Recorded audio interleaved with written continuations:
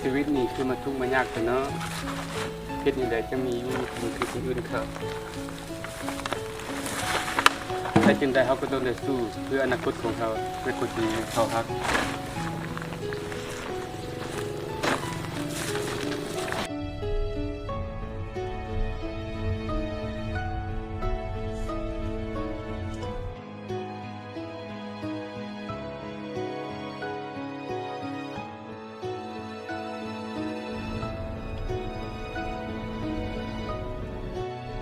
เฮ้ยเซียวจอดกันเซียวเฮ้ยนั่นบ่แม่นอันคำพานบ่ที่เฮียนนำกันแต่5 ปีที่แล้วนั่นแม่นบ่แม่นเด้แม่นเด้ไป แม่นบ่ ลุกไปเบิ่งเอาไป ไปเสือไป ไปเสือ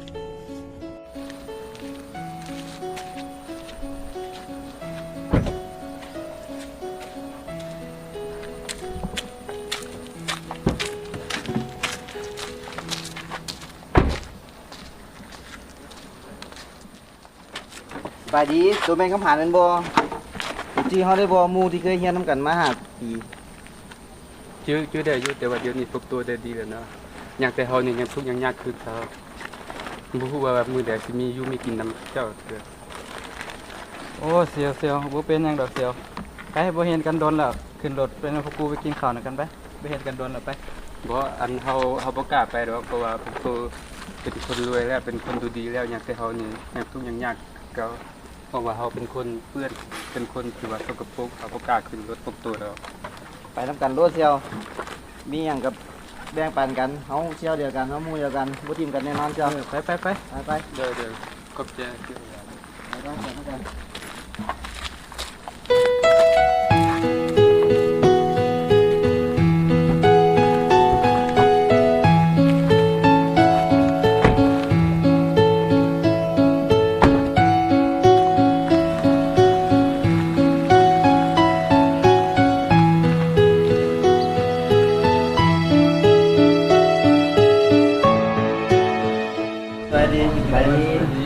นั่งเรียนกันแล้วก็ เป็นจังได๋สนี้ เขาช่วงนี้ได้ขายเครื่องเรียนคือว่าตั้งเครื่องทั้งมือเลย โอ้เป็นจังได๋ซื้อเดี๋ยวนี้ ขายดีเลยช่วงนี้เฮาก็เรื่อยๆเด้ ถือว่าได้ถือว่าหน้าติดต่อตลอดเลยเนาะ ไปส่งมาให้แม่บอก จะได้สัมภาษณ์ได้จังได๋ส่วนนี้ เขาช่วงนี้ได้ขายเครื่องดีเลยเพราะว่าตั้งเครื่องทั้งมือเลยจะนี่ส่งเครื่องแทบบ่ทันเลยเซียว ไปทุกวันด้วยกันทุกวันจะออก18 19ไป18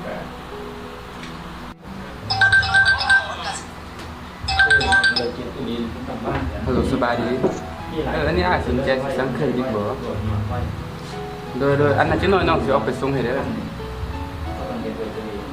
โอ้มาแต่เช้าเนาะโอ้มาตลอดเนาะช่วงนี้เนาะ ส่วนนี้ก็พอได้อยู่เซียวกูออกไปส่งเครื่องก่อนเด้อ โอเคไปฟ้ามา โอเคเซ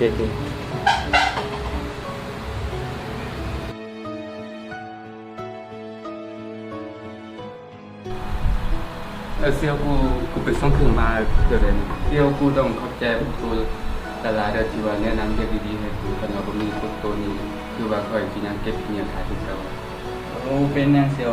ตัวแหละเฮามีแนวดีๆหยังเฮาก็ต้องบอกต่อกันเนาะแต่ว่าเฮาเป็นหมู่กันมาโดนแล้วเด้เฮามีหยังเฮาก็ต้องช่วยกันเนาะ เด้อขอบใจหลายๆเด้อขอบใจหลายๆทุกคนเด้อ บ่เป็นหยังช่วยเหลือกันไป เ